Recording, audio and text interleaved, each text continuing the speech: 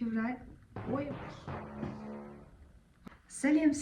Бүгін мен сіздерге өтірік мотивация айтпаймын. Бүгіннен бастап мен 90 күндік челленджді бастадым өзіме. Бүгін бірінші күн. Бірінші күн мен таңғы 5-те тұрамын. 10 ошақ жасаймын деп пландағым. Бірақ мен бүгін таңғы 5-те тұра алмадым. Ешқандай да 10 ошақ жасамадым. Білмеймін неге екенін. Бүгін күшті план қойғанымда мен ұйықтап қалып отырмын. Бірақ мен бұрын осылай ұйықтап қалған кезде всегда ертеңіне қалдыратынмын. Ладно, тогда мен ертеңнен бастап жасап кетем, ертеңнен бастап осыны бастаймын деп сол күнім пустой өтіп кететін. Бірақ почему-то мен бүгін олай жасаған жоқпын. Бұл жолы бәрі басқаша болды. Бүгін 1 наурыз, көктемнің алғашқы күні, март, апрель, май айы, яғни 3 ай, бұл көктемнің сезоны. Осы сезонның алғашқы күнінде, алғашқы айында мен 90 күндік челлендж бастап жатырмын. Яғни 90 күнде өз-өзіңе қалыпқа келу деген сияқты. Мен 3 ай бұрын босанған анамын. Қазір бөбем 3 айлық деген секілді.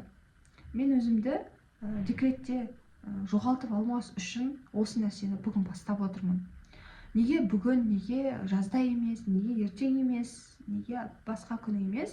Себебі мен жазға дайын болғым келеді. 3 айдан кейін өзгеріп, тек қана денемен емес, ішкі халіммен, состояниемен, денемен де барлығынан өзгерістер болғанын қалаймын. Қазір менің бұл А точкам, кейін 90 күннен кейін Б точкасына бірге жетсек деймін. Жаңа айтқандай, мен 3 ай бұрын босандым. Босанғаннан кейін салмағым 72 килограмм болып кетті. Негізі босанғанға дейін менде 57 килограмм болатын. Бұл мен үшін нормальный вес болды. Ал қазір 72 мен 57-ні салыстыруға да келмейді. Менде өзгеріс бар.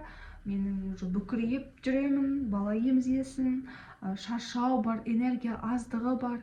Одан кейін бір қимылдар жасайын десең, бір денең ағаш сияқты қатып қалған сияқты, сондай бір тырысып қалған зажимдар бар денеде. Және бірінші балада іш қалмаса, екінші балада уже іш бар деген сияқты. Сондай денедегі физиологический өзгерістер, естественно, босанғаннан кейін болады. Соның бәрін артқа тастамай, уақыт өтеді деп оны күте бермей, дәл қазір бүгін 1 наурыз мен бастап отырмын челленджді. Өзіме сигнал ретінде, яғни 90 күннен кейін, 3 айдан кейін осы көктемнің сезонында құлпырып, жайнап, өзгеріп, өзімді қайтадан тауып, жаңа қырымнан шығарып, сіздерге көрсеткім келеді. Өзіме дәлелдегім келеді.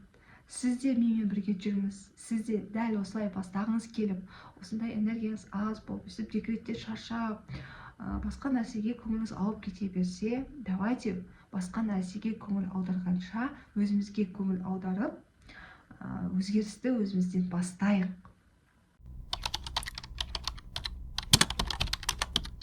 Мен бүгін бастадым ғой 90 күндік челленджді, бірақ бірінші күні мен ұйықтап қалдым, тұра алмадым. Бірақ сонда да балаларым түсте ұйықтаған кезде мен өзім білетін қарапайым жаттығуларды жасадым.